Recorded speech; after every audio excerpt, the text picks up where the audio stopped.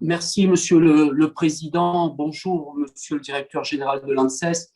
Je salue mes collègues parlementaires présents, notamment Monsieur Jean-Hugues Grattenon. Ma question, elle concerne la Réunion. Vous savez que la lutte antivectorielle aujourd'hui est une nécessité, même une impérieuse nécessité pour le territoire de la Réunion. Je pense en particulier à la dengue et les solutions traditionnelles montrent leurs limites. Les moustiques sont de plus en plus résistants aux formes d'insecticides et en même temps, il y a un problème d'acceptation sociale de la part de la population. Et depuis quelque temps, il y a une alternative qui est développée, le moustique stérile, pour être précis.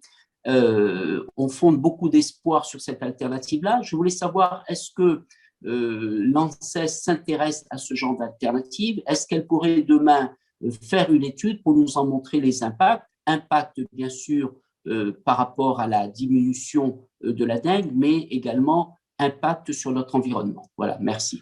Alors, sur la question que vous m'avez posée sur la lutte antivectorielle, je vais donner la parole à Mathieu Schumer. Sachez simplement qu'il y a des travaux scientifiques qui sont conduits, notamment sur les insectes stériles.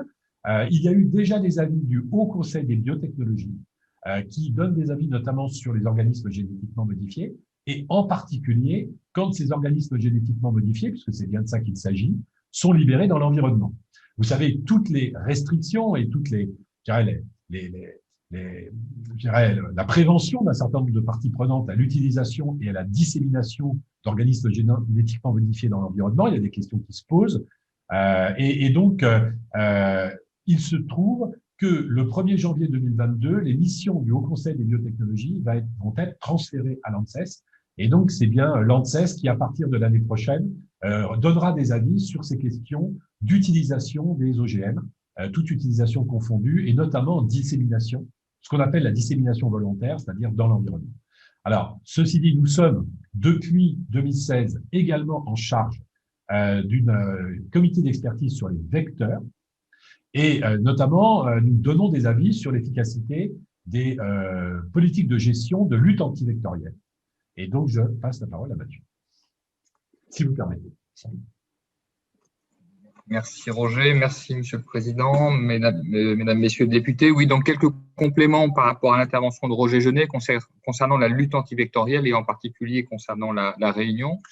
C'est effectivement un sujet sur lequel on est mobilisé et attentif. D'ailleurs, à la demande de la Direction générale de la santé, lorsqu'il y a eu l'an dernier à la fois en même temps que les problématiques de dengue, l'épidémie de Covid qui s'était installée dans tous les territoires pour la France, avait émergé la question bien précise et importante de dire la Covid nous oblige à rester chez nous et à diminuer les échanges entre les personnes, mais pour autant, les fondements de la lutte antivectorielle sont justement d'échanger entre les professionnels de la lutte, les populations, et donc on s'était attelé, on a travaillé et émis un avis dans un temps relativement court pour formuler des préconisations sur la poursuite de la lutte antivectorielle, compte tenu notamment de la dengue, dans le contexte Covid.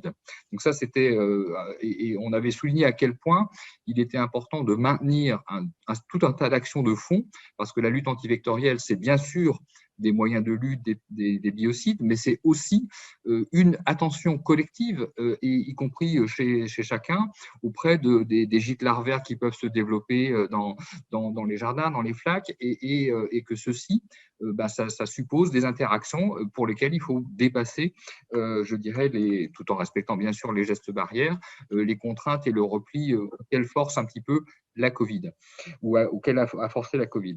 Alors, plus sur le fond et dans la durée, notre groupe d'experts, notre groupe de travail sur la lutte antivectorielle mène actuellement prépare à destination des agences régionales de santé, qui sont un des acteurs importants de cette lutte antivectorielle, une méthode pour évaluer pour chaque région, parce que je pense que ce n'est pas la même chose dans le sud de la France, sur un territoire comme la Réunion ou comme les Antilles, pour évaluer la stratégie de lutte antivectorielle, pour qu'on n'ait pas la même pratique et qu'elle soit consciente et qu'elle s'intègre dans le territoire.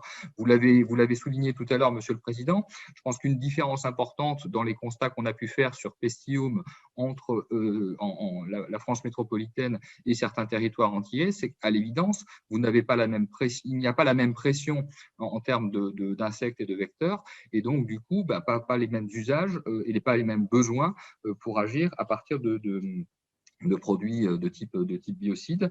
Et on sait très bien, c'est d'ailleurs un point sur lequel on est attentif, que le nombre de produits biocides pour agir contre les insectes adultes sont aujourd'hui très limités. Hein.